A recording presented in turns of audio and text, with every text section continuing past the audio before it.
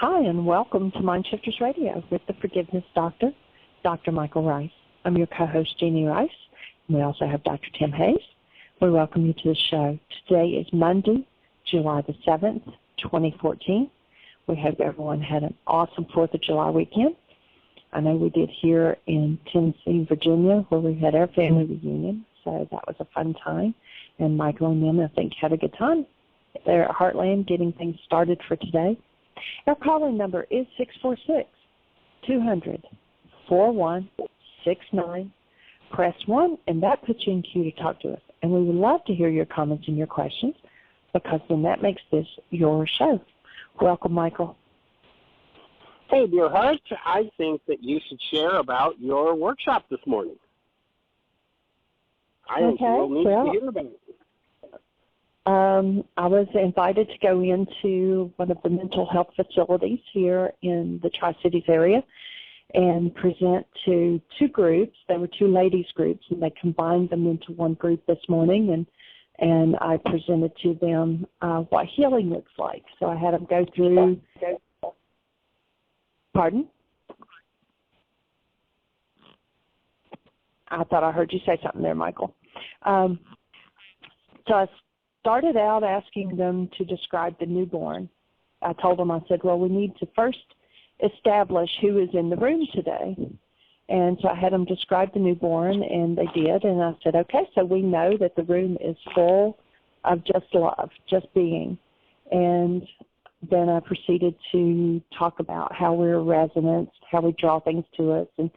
And we did the second list of what you've done, what you were feeling when you did something that you now regret doing, and talked about, how we shift from one to the other, and that it's all internal, and that the change can be made, and that they have to be willing, though, to make the change by using the tools that are presented to them, that just knowing how it works doesn't help it and doesn't change anything, and how to bring things to awareness so that it can be changed. And I talked about the fright, the flight, and the freeze, and how physically that takes place, and the memory of the cells, and just talked about all of that, and how that we would continue to do a behavior, we would continue to draw to us people that would bring it up until we made the change. And I only had an hour with them, so I didn't get into the forgiveness process, but I'm doing a forgiveness workshop, a reality stress management workshop Thursday night, and another one Saturday night at the Integrative Health doctor's office here in Bristol. And so I had flyers there, so I invited them if they wanted to, learn more and get a different tool and take it to a different level, to come to those workshops. And so many of them took the flyers. And then we went through the 3 early memories, and I told them, a lot of the things that we go through are genetic, and then it's reinforced through our experiences and our environment. And so they went through that exercise and saw the similarities in how they saw life and everything. Then I had them fill in how my healing's going to look from that sheet, so they can see that as they're doing more of the right things. And I explained to them that means, you have to eat better, leave the junk food alone, you have to exercise, you have to do your spiritual and mental work, and talk to them about that. And I said, and then it raises your vitality. And I explained the vitality meter and how as they got more vital, that more stuff would come up. And one of the counselors that was in the session with us said that she oftentimes has the clients come back and say that, well, this isn't working for me. And they don't realize that as they're doing the work and they're digging up and having to look at it, that sometimes that it isn't very nice. And the willingness to move through that and to keep going instead of just giving up. And so I told them, I said, so as you're doing the right things to improve your vitality physically, mentally, and emotionally, then sometimes things are going to look exactly like this. And they were amazed at that. They thought that was a good tool to be able to see that the energies that they put in have to come out. And, I told them, I said, you survived it the first time when it went in. You survived the actual incident. And so now you're just going back through it, and it's just a memory of that incident. and you'll survive it too, even though it might not feel so good. And so I felt like it was very successful. Several of them took flyers with them, so I think I'll see some of the same faces either Thursday or Saturday. And I feel like I opened a door there at the clinic to do more things the next time that we're in town. So that is absolutely awesome.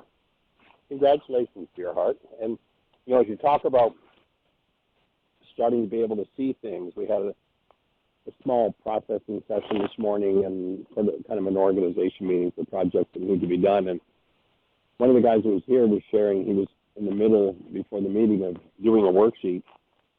And he shared with the group that he had just gone through an issue that he could trace to 5 generations. And so when we asked him to share more, he said, well, this pattern that I see in my son, and I see it in my grandson, and then as I look back, I could see it in my father and my grandfather. And then, of course, he had to do a big laugh because, of course, he's right in the middle of all of that. He said, but I'd never seen it in me before. But as he's doing the worksheet, he becomes aware of this pattern. And so really looking at something that he could literally, in his personal experience, see in 5 generations and work through that. And, that game that we play of blindness to truth, that we don't want to look at what's really going on, and the willingness to look there. And sometimes, as you say, it's not pleasant to go through, but oh my goodness, to unload that burden, it's 100 times more painful to carry it around in us. And sometimes we'll hear people who say, oh, that looks like a lot of work. That looks like it's a really hard way to live. You look at everything, you clean out stuff. It's like, well, actually, it's not a hard way to live. It's a very easy way to live. Living with the stuff, the hostility, the fear, the rage. Came across a quote from somebody who said, it's interesting how many people create storms and then complain when it rains. Michael, I don't know if you can get in a different location. I thought maybe it was just my earphones. You're very muffled and hard to understand. And someone in the chat room just said that they thought you were muffled. So it's not just my speakers. Okay. Let's see. Is that any better? Yes, it is. Thank you. Let's try that. Okay. Thank you. So the process of moving through into Dr. Feelgood, it is a challenge to do, and as opposed to being a hard way to live, it's something that takes effort. To live out of the patterns, the invisible patterns of the generations, takes no effort whatsoever, but it's a hard way to live. Looking at, dealing with, and moving through things certainly takes effort, but man, does it make life easier. Does it make things move in a whole different way, in a whole different direction. So, awesome. Glad for what you're doing. Is Dr. Tim with us today? He is, and he's on. Well, let's say hello to the young men. How do you be, sir? I'm doing very well, thank you. I had intended to be here Friday, but you were able to have a stellar show, even in my absence. That was delightful. I went back and listened and heard about Brad and your discussion and Dale, and that was lovely. And I was an excellent show. Yeah, and I was thinking about today's show with parenting. I ran into a couple blog posts from a different parenting blogger, and I thought if we were doing the parent talk today, I would ask Suzanne her opinion on some of those things. Is she available today? I don't think Suzanne's going to be with us today. She's not on. No, they're on a family vacation, so she's not available today. So is her blog My Mommy Manual? Yes, it is. Okay. That's her blog and her website, as I understand it. Yeah. So share with us what you uncovered. And I've got something to share with you from something you've a tool you've given us for parents in the past. So. Well,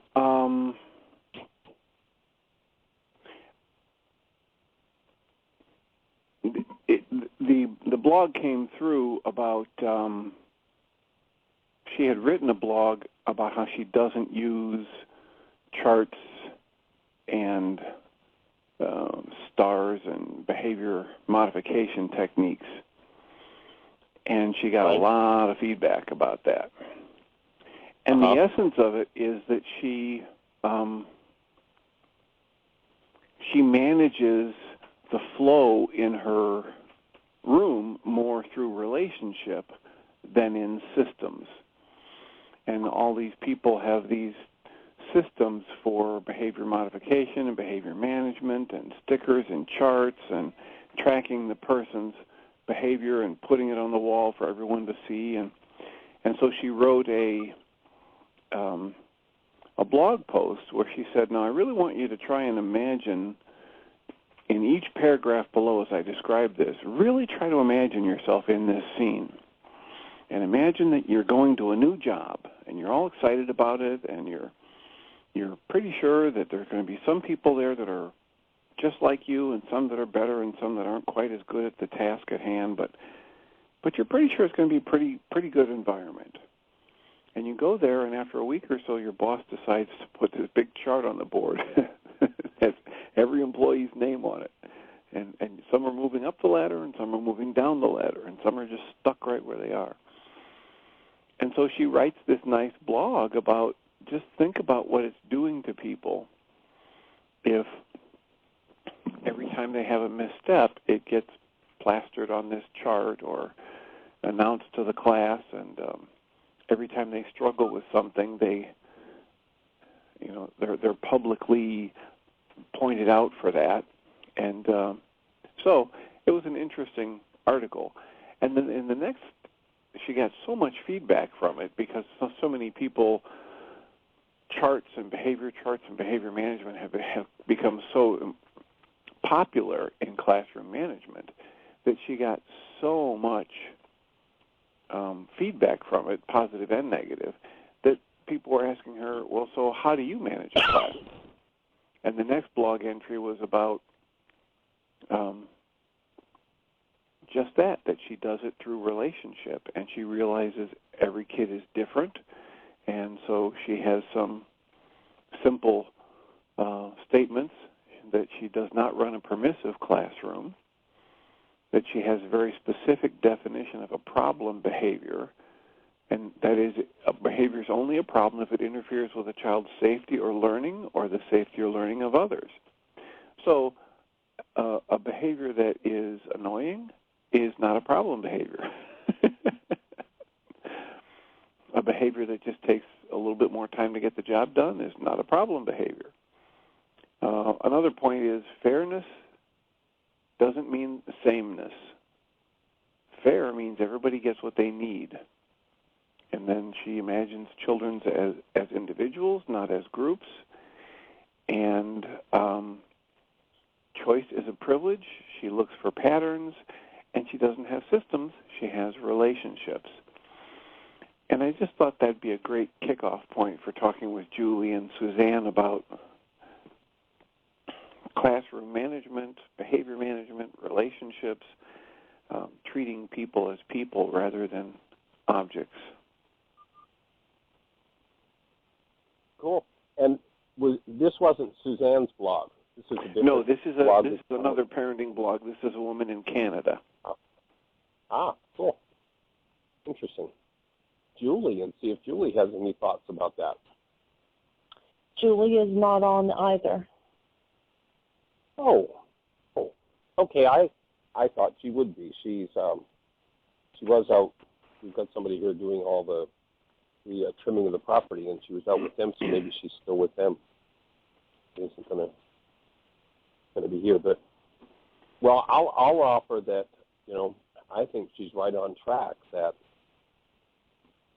if we do behavior modification, we're not dealing with the root of the behavior, and sooner or later that energy is going to have to come out, and creating a space and relationship for issues that need to come forward in healing is, I think, perfectly consistent with the work. How do you see it, Tim? Well, very much the same, that I think the people that get the most results are people who connect with children as real people. And you like to talk about educare as the root of the word education, meaning to draw out. And for each child, there is so much that can be drawn out of them and shown to them about themselves. And I think when we do that effectively, then we're educators. When we help people learn about themselves, and yes, even children, and that I really liked one of the things she said in here is that she is not a permissive teacher. Her classroom doesn't just run wild.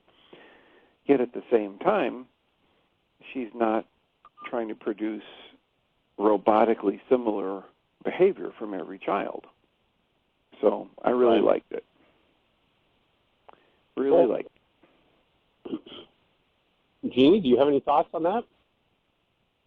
Well, I can see where that all comes from, and I agree with that, but one of the things that just immediately came to mind is Brian's kindergarten teacher, and she had this box that was called Marvelous Manners, and she had a box for girls and a box for boys, and every time a child used their manners, whether they said thank you or you're welcome or yes ma'am or raised their hand or whatever, anytime they did anything that was with manners, they got to put their name on a piece of paper and put it in their box. And at the end of every day, so the more times they used manners, the more times their name got put in. And at the end of each day, she drew one boy and one girl, and she had this basket, and it was full of things that they could use in class, like erasers or pencils or crayons or whatever. And they got to go choose something out of that basket. And that was like in kindergarten, but as Ryan grew up, I mean, because that had such an impact on him, he would be getting ready to go over to a friend's house or something, and I'd say, use Marvelous Manners. And even now, if he got to go somewhere, I could mention something about that, and he would grin from ear to ear. And it just really made a positive impact for him. So I know that kind of goes along with getting stars and things like that, and, you know, that possibly there were times when, you know, oh, I didn't get it today, somebody else got it, but they always knew that they had the opportunity the next day too. And so I don't know. I have kind of mixed feeling on that because that was definitely a positive impact on him.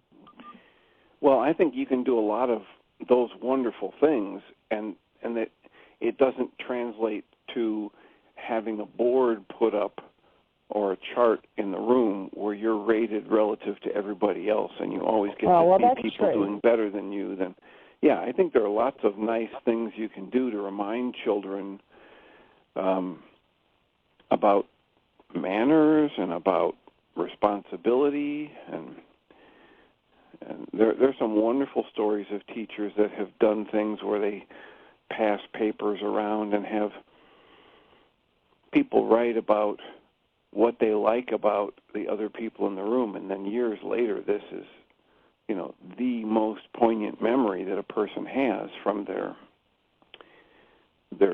you know, whole school career is when they got this pile of papers from their classmates talking about the best parts of them. So yeah, there's all kinds of wonderful things we can do to help children focus on the positives that don't end up being, you know, graphic comparisons and competition between one person and another. And I really like what Michael said a week or so ago. Imagine if he had the time that was spent to train him to be competitive in hockey or whatever it was, if he'd had that same number of man-hours spent trying to coach him into how to be cooperative with his fellow classmates and friends, just imagine the difference it would make in our lives. And I think that's the essence of her blog, is that it's promoting cooperation rather than competition. Right, I agree with that. I think encouraging constructive behavior is different than, you know, the standard behavior modification of as you're saying, Dr. Jim, of comparison and those sorts of things. I think that we certainly want to encourage and support those behaviors. And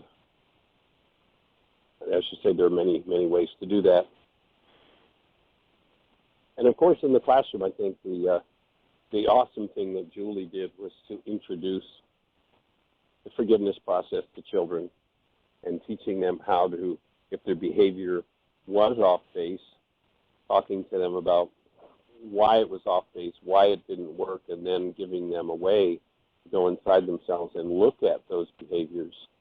And I know that there's stories from parents who, I remember one where the psychiatrist of one of her students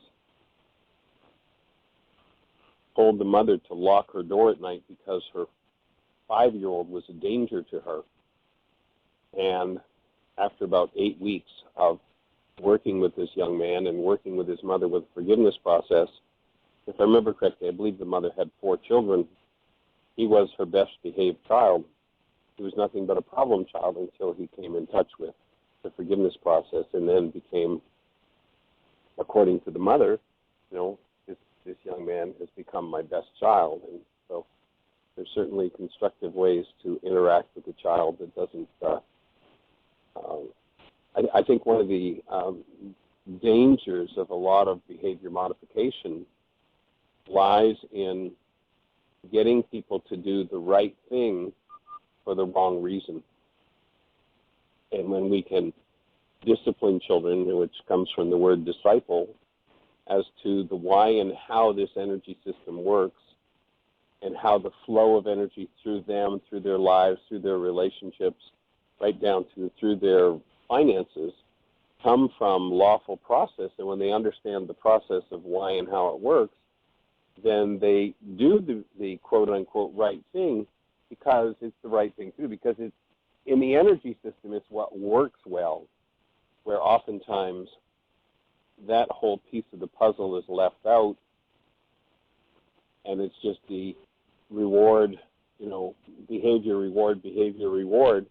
And so if one's doing the right thing in order to get the reward as opposed to doing the quote-unquote right thing energetically, because that's what brings forward the fulfillment and the flow, then it can lead to difficulties and problems.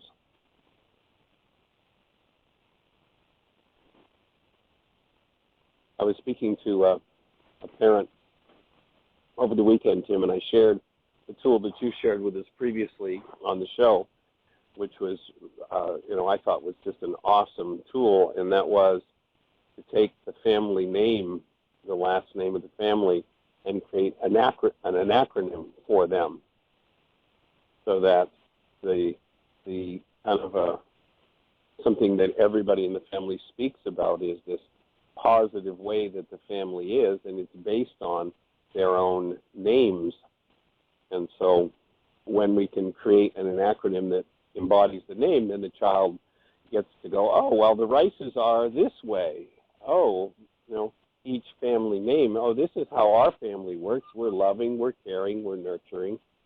And so when I was sharing this with this person who was having some challenges with their son, he's an artist, and what he came back with, what he saw in his mind, was creating this with his family name and with his children, and then using that and creating a family crest out of it, which I thought was just an awesome idea.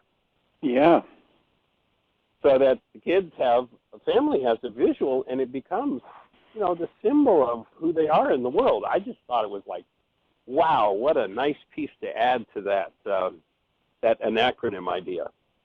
Yeah, that's powerful, and of course, it's probably what family crests were supposed to be in the first place, was a statement of our values and our purpose in the world, and this just makes it all that more personal because you're having the children help define it, and family crest is a wonderful idea. Yeah, I thought it was just so cool. It's like, ooh, I can't wait to share that one with Tim. So thank you for that tool of the acronym, and the next time Terry Bowling's on the show, we can thank Terry for the family crest idea. And it'll be interesting to see what he comes up with.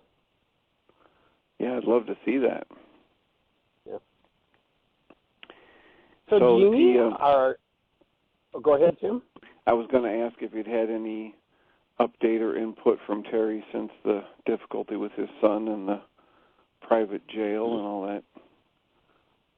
Well, that was our conversation, and his son did a day later get out of jail and kind of didn't communicate with anybody. So they're still working through, the whole family game. It's Terry's recognizing it. He shared there's a genetic component, some of the same stuff he'd been through, and so he's and his father lived there, and so I think one of the most constructive outcomes from the whole process is that with the tools, what he's seeing is that his son at 18 is light years ahead of where his father was at 18.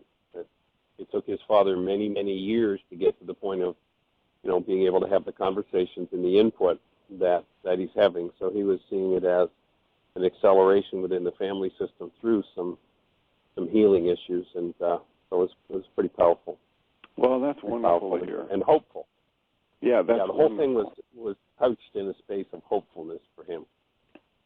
Well, it's one of the things that I really spend a lot of time and energy focusing on with parents, especially in the therapy room, is that so many people are so well-intentioned, and yet they come in and they're in agony about all these mistakes they've made and how they didn't do well enough with their parenting when their child was older, or et cetera, or younger. And I just keep telling them that the fact that they're here in therapy working or pursuing tools wherever it is, therapy or at a Michael Ryce intensive or wherever they get their input, if they're working on making it better, they are probably light years ahead of where their parents were and what their parents gave them. And over again, I ask the people, well, can you imagine your mom or dad going to a therapist and asking for input? And they just laugh. Right. And they say, no, and not only would I not have imagined it when I was younger, but even today. My parents are giving me a hard time for going to a therapist, saying, why are you going, telling somebody outside the family's problems? And so I just keep encouraging people, telling them, look, regardless of the past and the mistakes I've made, if I'm working at improving myself today, I'm giving my children one of the best examples, one of the best gifts they will ever get in their life, which is a living, breathing example of the fact that you're never too old to learn and change and grow and become the kind of person that you want to be. So I think it's right on. It's wonderful that Terry is doing the work, and it's wonderful that he's able to back up and see that even though his son has some issues and some similar issues, it's not the same, and it's getting resolved much more quickly. Right. I was talking to a father in another family this past weekend, someone who's he and his wife are going through some major challenges that, may look like divorce, and they've been pretty successful at keeping it hidden from their child of 10. And so they're coming to the codependence intensive specifically with the idea of working on those issues. And, the question was, should we bring our son? It's a 16-day workshop. We don't want to be away from our son for 16 days. But then, we don't want to expose all this stuff to our son. It's like, excuse me, your son already knows. He may not even have allowed himself to know consciously, depending on the kind of family system that you've got, but he already knows. And the beauty of bringing him into the space is, one, he has the genes for the same issues you're dealing with, and if he doesn't ever get the modeling or the skills for working through them, and 10 is a perfect age to get them, then when he's your age, 40, he's probably going to be doing the same thing you're doing today and having the same relationship issues and in the same conversations, where the gift you can give your son is a space where you and your wife are learning skills, learning to communicate, opening some really sensitive, painful issues, and modeling that can be done, instead of we keep it hidden and then we think everybody, nobody knows. Like, everybody knows, especially the kids know, even if they, again, don't allow themselves to know. So that was the conversation. He's weighing in his mind whether he should bring his 10-year-old son to the intensive, because there's going to be some pretty painful stuff come forward. Like, well, so what better gift can you give your child than modeling that sometimes in life there's pain, and we can open, get support, and cooperatively move through it, move out of the blame game into the responsibility game. What a gift to give a child. Yeah, it reminds me of the old model of, well, no, we just keep everything hidden. We keep our mouth shut, and we don't tell the family secrets, and we don't admit them. We don't even admit them inside ourselves. Yeah, it reminds me of go on and on. Well, it reminds me of the parents who don't want to cry in front of their children in a crisis or about the death of a parent or a grandparent, and the idea is so often expressed as, well, I want to be there for my kids. I want to be strong. I don't want to let them see me weak, because then they'll worry. And my feedback is, that's just so crazy, because the children are feeling horrible, and if they are interacting with the parent who's hiding all of the pain or discomfort or sadness or worry or doubt that the parent is going through, then the child comes to think, wait a minute, what's wrong with me that in response to this situation I have all this stuff stirred up in me? But if the parent my parent is perfect and happy. Yeah, but if my parent is able to explore, explain, and demonstrate for me what it feels like to go through these difficult emotions, then I get permission to experience, express, and breathe through what I'm going through. And we had a period of time in my family where my father died, and within a year of that, a year and a month, my wife's mother died. And so our children lost two of their grandparents in just over a year. And for both of them, there were periods of 4 or 5 months of illness prior to the death.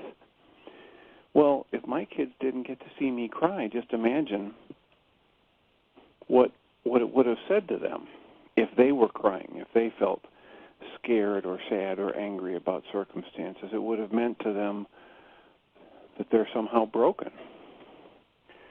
And I had another very good friend of mine die right in between those two. And I would come home from visiting her as she was slipping away to cancer, and I'd sit on the stairs and I'd cry a little, and the kids would come over and say, "What's the matter, Dad?" And I'd say, "I'm just thinking about Pat and some of the difficulties she's going through, and sometimes I feel sad about it." And they'd give me a hug. And so I strongly encourage parents to be expressive with their emotions and discuss them with their children rather than hide them. And I would strongly encourage anybody to take a 10-year-old to an intensive, especially if they were going because the parents are dealing with issues.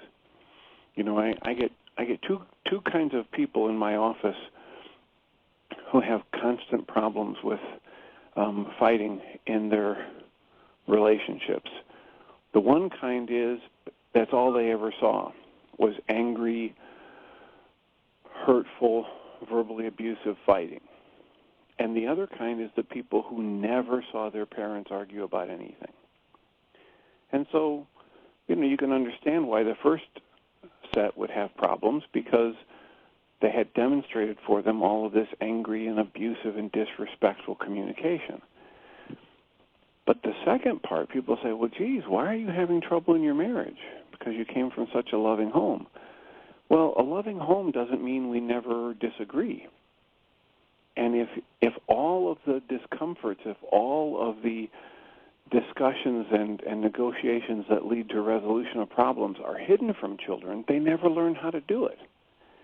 And then if they grow up and they get married and they have some kind of a dispute or discrepancy in how things should happen with their spouse, then they begin to feel there's something wrong with them, rather than having a template for how do I bring this to the table, how do we discuss it respectfully, and how do we communicate to resolution, and they don't know anything about that. And to simply, to me, one of the major skills involved in this work is, in the middle of the muddle, to be able to maintain our human lives, to recognize the importance of the energy connection to our source, love, while we're in the middle of our muddle, and that we maintain that relationship. That like, to me, that's key importance, as opposed to having a conversation about relationship with love or God, but when the stress is up and the chips are down, trusting hostility and fear. And so the modeling of staying in that connected space while there's disagreement, I think, is one of the most empowering things you can give a child. And you mentioned the people that you do therapy with that show up that never saw their parents fight, and that was one of the points in the conversation with this gentleman about not wanting to bring his son. It's like, well, but he's never seen us fight. And it's like, well, if there's fighting going on, then it's time to bring it out in the open, because he may not have seen it, but he sure gets the energy. Kids live in that area, and so if the child is taught to ignore that, suppress that, shut that down, it becomes a major factor in the future of their lives, where giving them the skills to handle it, and the stigma attached to getting support if we're going through challenges is amazing in our culture. And if there's any other skill we want to learn, people don't think twice about going to school, going to take a course, or what have you. But there's some type of stigma attached to, as you say, well, you're taking up family secrets outside the family. Like, yeah, we need some outside input, because this isn't working very well. It's definitely powerful modeling to give children. And our call-in number is 646-200-4169. If you're on the phone and you have a question for us, push 1. That'll put your hand up in the phone queue, and Jeanie will know that you want to talk to us. So, Jeanie, do we have anything happening in the chat room that we need to be aware of? And or do we have anyone with a hand up in the phone queue? Well, there's actually a conversation in the chat room. Perhaps you can speak to talking about the parents and the children and passing things down. And this kind of twofold person says that they're grateful that they've been able to parent their children from the part of them that was untouched by the wounds of their own childhood. And I wonder if that is actually possible, because, even though, like, I agree that I've raised my son differently and hopefully a little more conscious, but I still think genetically they still are touched by whatever it is that we're carrying. But then the same person speaking about their father, and that he has always been, said that he'll be 90 years old, and he spent most of his life in denial and avoidance and self-gratifying behavior. Is there any possibility that he could ever get to a place of wholeness in this lifetime? So that's generational from one person's perspective, looking at their father, but then also looking at their children. Right. Well, and as I started out, and I was talking about one of the gentlemen who was here and shared this morning how there were behaviors he could see in his grandson and in his son and in his father and his grandfather, and he just, up to that point, up till he did this particular worksheet, figured, well, it just skipped this generation, it skipped me, and all of a sudden, bang, there it is. He could see it. And the key, to me, the bottom line of healing and what we can model for our children, as opposed to trying to figure it out, which is kind of one of the main pseudo-solutions of what we call the non-being mind, as opposed to trying to figure it out. The key is that if we can learn to connect and stay in, bring forward the active space of love, then all we need to do is bring those issues forward to awareness. And when they come forward to awareness, it's kind of like applying a sledgehammer to a rock that you want to break. All you have to do is bring the rock into the presence of the moving hammer, and the rock's going to start to dissolve. And in precisely the same way, if we carry around these hardened, crusted parts of the mind, if we can enter into the practice of staying connected to the active presence of love, while those things come forward, then those things automatically and instantaneously begin to dissolve. And can you get through it in this lifetime? Yes. Is it going to take work? Absolutely. And that's the process. That's the work. And another hopeful piece in the puzzle is that, my background's in electronics, so I like to create those energy dialogues and understanding how energy systems work. And so if I have let's say an FM broadcasting station here in my home, and I turn on the AM radio and I tune and tune and tune and tune and tune, I can go all the way from one end of the dial to the other, and I'm not going to find that FM broadcast. The signal of the FM station is in a different frequency range than what the AM radio can receive. So it can't enter, it can't have an impact. That FM frequency obviously passes through the antenna and through the AM radio, but it can't have an impact because there's no resonance there. Pardon me, it's in a different frequency range. And fortunately, the truth of who we are, love, is untouched by the hostilities and fears of our experiences. So no matter how terrible the thing is that happened to someone, no matter how terrible the thing is that someone has done, if the root of whatever that is can be brought forward in the active presence of love, then dissolution starts to happen. Whatever those issues are, they start to literally, energetically fall apart, the whole crux of the process. So can you go through it? Yes. Will you? I don't know. How courageous are you? How willing are you to use the tools? That's what it takes. And Julie's on with us now, so perhaps you can re-ask the question that you all were discussing before she joined us.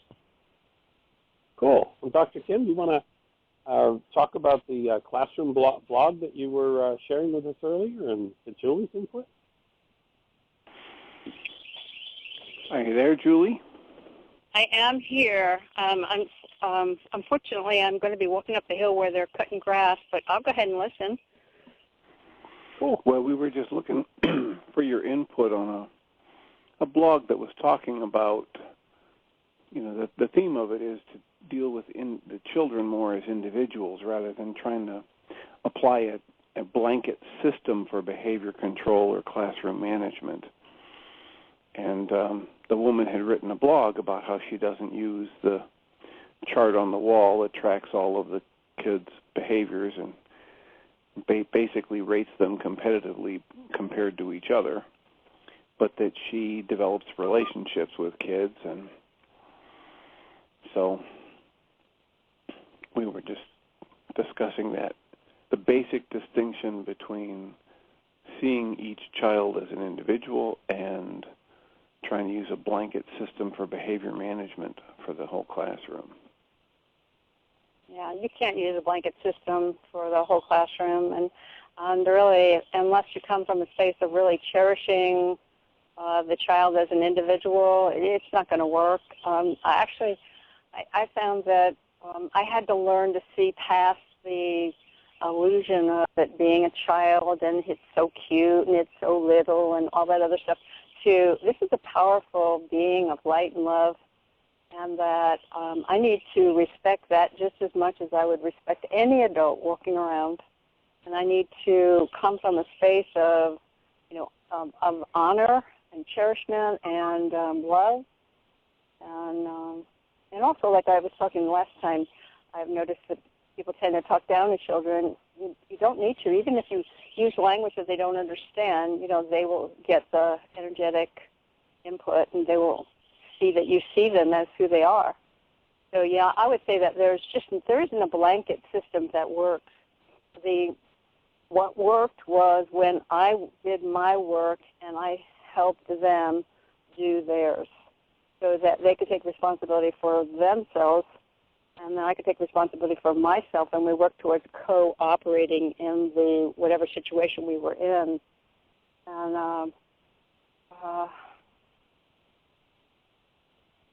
I think that would be about what I could say that was effective.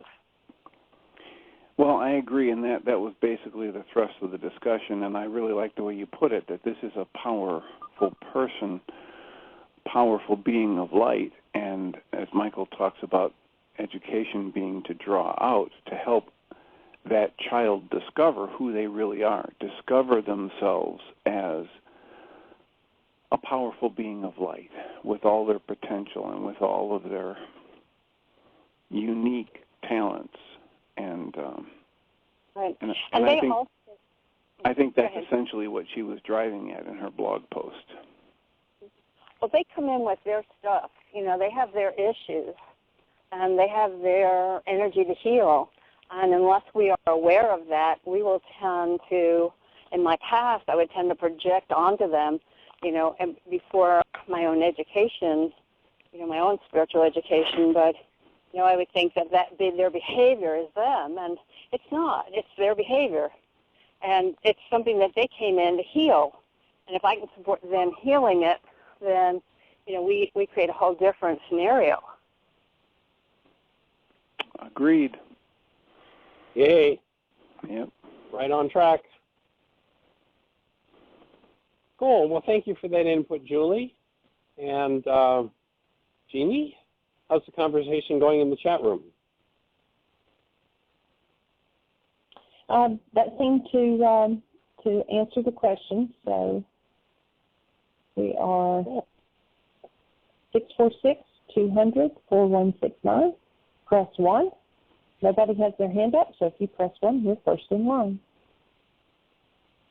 And I think we've got about 10 minutes left, so we've got time for a question or two and some discussion. So if you were in the auditorium where Dr. Tim and Julie and Jeanie and I had just talked about everything we've talked about, from Jeanie's work in the mental health clinic in Bristol, Tennessee, to the classroom, to generational dynamics, we all just walked down off the platform. Which one of us would you walk over to and say, well, how about, and follow that with your question? You'd walk over to Dr. Tim and ask it. You'd walk over to Julie, Jeanie, to myself. What would your question be? We'd love to hear it, because that's how we get to really tap in energetically to the issues that are nearest and dearest to your heart and bring forward as much information and understanding and support as we can for the process of healing. So if you're in the phone queue and you're thinking, well, my voice is shaky, I'm going to be on the radio, I'm not sure, I'm nervous, I'm getting sweaty just thinking about it. Okay, so let yourself get sweaty, cancel the need to not be sweaty, and go ahead and push 1 and ask your question.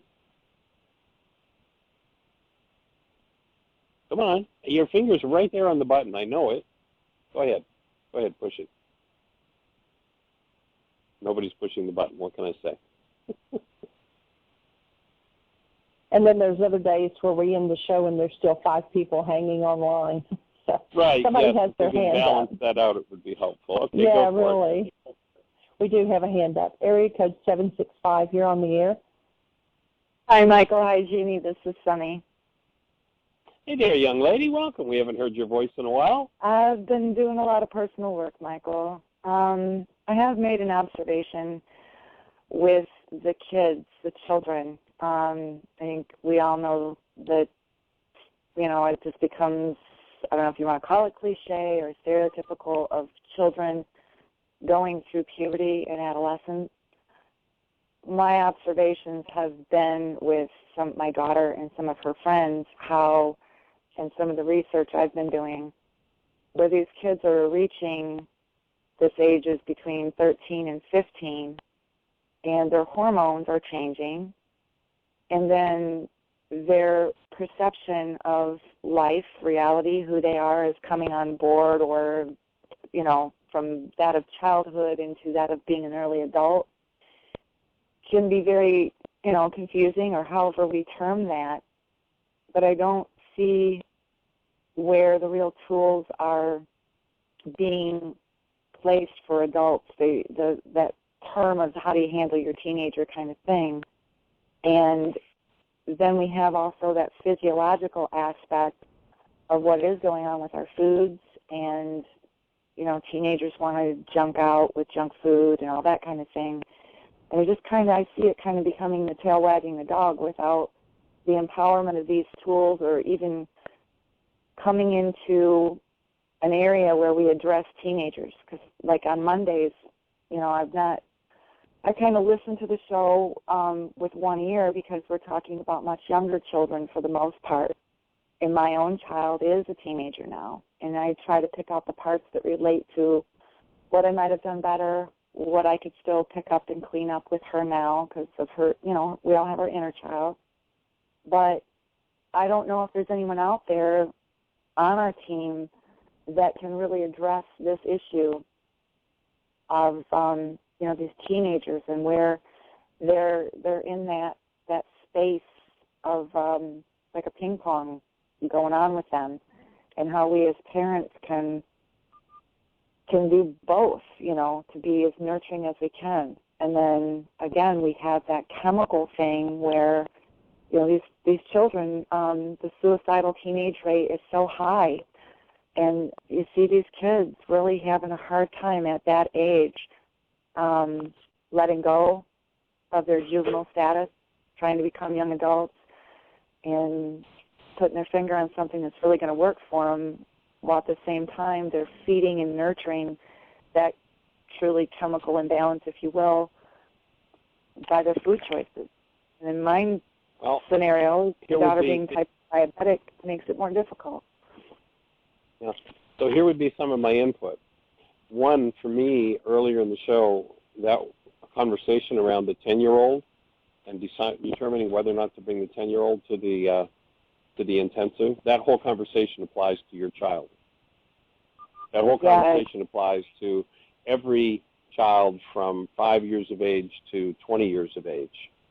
That, to me, that piece, take that piece and apply it, and you're going to be light years ahead. Some of the things to understand is, one, there's no such thing as a chemical imbalance. And the reason why I say that, if we get to truth, is there's no such thing as a chemical imbalance because there's no such thing as chemistry. Let's apply some of the basic principles of the tool. Let's listen to Einstein. On such things as matter, we have been all wrong. What we have heretofore called matter is energy, energy whose vibrations have been so lowered as to be perceptible to the senses. There is no matter. Now, we say the child's hormones are running wild. There are no hormones because there's no matter. It's time for, the so-called scientific minds to catch up with the real science that we now understand. The child whose so-called hormones are running wild is a child whose mind has been filled with mind energy that's insane. And so if we've been filled with, and I certainly don't envy children growing up in this culture today, because there are so many influences and so many bizarre influences in terms of mind energy. the child who's been told, you know, you're just a worthless piece of protoplasm, and to feel value, for instance, you become a sexual object, and you go out and you have, you know, friends with benefits, and it doesn't matter who you have sex with, but then when everybody acknowledges you for how pretty you are or how handsome you are and how good you are at sex, then you'll be valuable. That's hormones running wild. That mind energy will run that child, and those who think that there's a material world, who think in terms of matter, will look at the little tiny bit of energy that we see in the cell, label it a chemical and a hormone, and say, we need to find a chemical solution to that. No, we don't. We need to change the mind of the culture. We need to change the mind of the parent. We need to change the mind of the child. And the most important tool that you can give that child, maybe we can hit a mute button, somebody. Jeanie, can you mute somebody? So maybe if we really work with the child with, one, accepting input from the parent, because we live in a culture that teaches the child. I did some research on schools and that sort of thing several years ago to do some work around that issue. And at school, what the kids are being taught is that parents are, they actually, as opposed to, this is my father and my mother, that's the mind energy, that a normal person, that as humans we would get, they're calling parents parental units, like they're some kind of an object, and that they're just your parental units, and you don't have to do what they say. You just have to make up your own mind, which means influences in the mind energy of the culture, and then the culture will run the child. Now the child and the parent are at odds because the mind energy in each is at odds. And you can reduce that down to what looks like chemistry, but it's really all about mind energy. If you go to the opening words in the book of John, it doesn't say in the beginning was the Word and the Word became flesh. It says in the beginning was the mind energy and the mind energy became flesh. Model for the child being responsible. Model for the child speaking about your own issues responsibly and forgiving them. Sit with the child, ask the child to support you in learning forgiveness. Sit with the child and support the child in learning forgiveness. That applies for the 4-year-old or the 14-year-old. And as you give them the skill and you model responsibly handling your own mind energy, the child will go, oh, I can responsibly handle my mind energy. And this would be a great conversation to continue tomorrow. We're out of time. Have the best year yet of your eternal life. It's the nicest gift you can give. Blessings. Bye-bye.